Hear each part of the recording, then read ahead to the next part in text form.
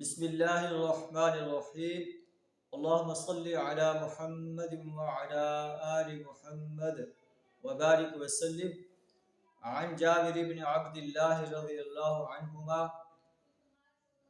قال كان النبي صلی اللہ علیہ وسلم يصلي الظہر بالحاجرہ رواہ البخاری۔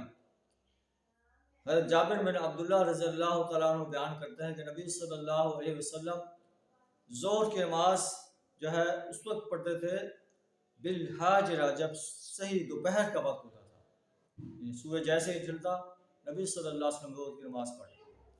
والعصر والشمس نقیۃ، اور عصر کی ایسے وقت میں پڑھتے جب سورج جو ہے صاف اور تیز ہوتا۔ والمغرب اذا وجبت، اور مغرب کی نماز اس وقت ادا کرتے جب سورج غروب ہو جاتا۔ والعشاء احیانا و احیانا، اور عشاء کی نماز جو ہے کبھی کسی وقت پڑھتے کبھی کسی وقت پڑھتے۔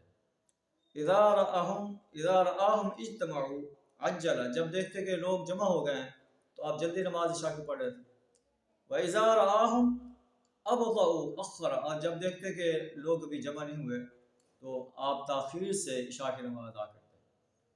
اور صبح کے بارے میں جو ہے حضرت جابر بن عبداللہ رضی اللہ تعالیٰ عنہ بیان کرتے ہیں وَالصُّبْحَ كَانَ النَّبِيُّ صلی اللہ علیہ وسلم يُصَلِّيهَا بِغَلَسٍ، صبح کی نماز نبی صلی اللہ علیہ وسلم اندھیرے میں پڑھتے تھے، یعنی صبح کی نماز جو ہے وہ بہت جلد پڑھ لیتے تھے۔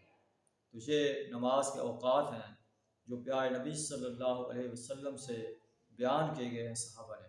اللہ سے دعا ہے اللہ تعالیٰ ہمیں بھی 5 وقت نماز باجماعت ادا کرنے کی اور اول وقت میں ادا کرنے کی توفیق عطا فرمائے۔